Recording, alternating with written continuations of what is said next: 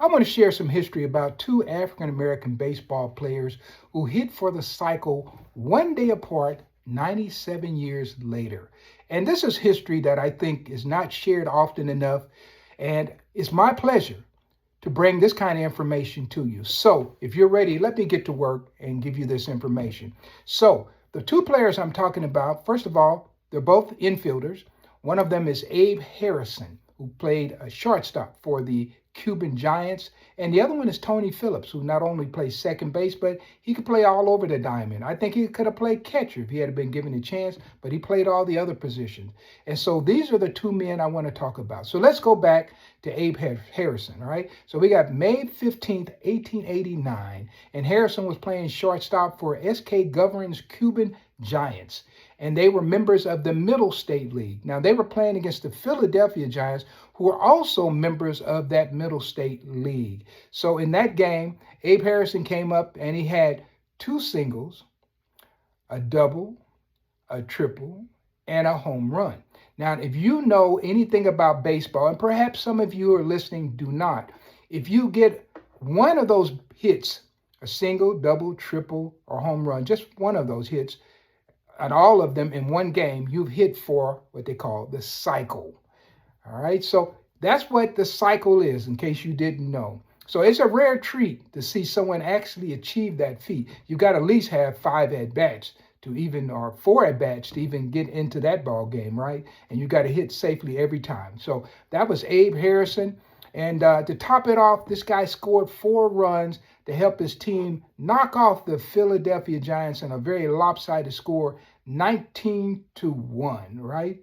And so now, Mr. Harrison died in 1932 when he was age 65. So we're going to flip that number and we're going to make it 56. So we're going to turn 65 into 56 because Tony Phillips, he died in 2016. He was born in 1959, died in 2016 when he was 56 years old. And so on May 16th, he hit for the cycle as a member of the Oakland Athletics, and he became the first Oakland player in the 19-year history of the Oakland Athletic franchise. Now, keep in mind, you had the Athletics had been in Philadelphia, and they had been in Kansas City after that, but they came to Oakland, and when they came to Oakland, they had been there for 19 years, and no one had hit for the cycle until Tony Phillips came, and just what he did. He did the same trick that Abe Harrison had done because he had 2 singles, a double, a triple, and a home run against the Baltimore Orioles at Old Memorial Stadium in Baltimore. And he ended up having that rare feat, and he was an outstanding player, a fierce switch hitter. And I had the pleasure of seeing Tony Phillips play. So I feel honored that I saw someone that I'm talking about play. Of course, I couldn't see Harrison. He's gone a long time before I was even thought of. How about that?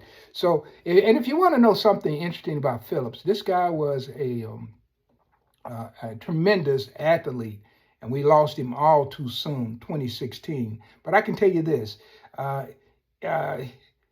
He twice led the American League in walks. How about that? And had a career high of 132. Now, this guy's not a power hitter, but he has 132 walks in a season.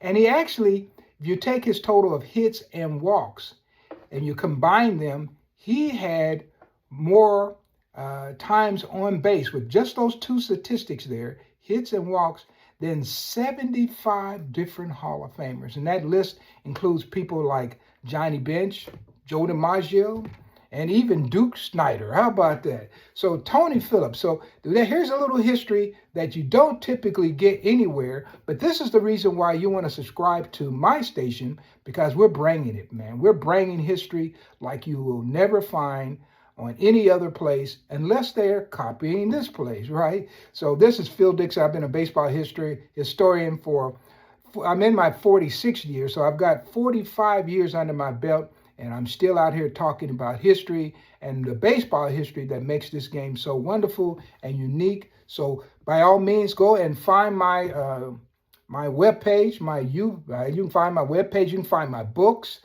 You can find me right here almost every night talking to you about unique baseball history. But it was my pleasure today to talk about Abe Harrison, who was born 1867, right there, and passed away in 1932. And then, of course, Tony Phillips, who was born 1959 and passed away in 2016.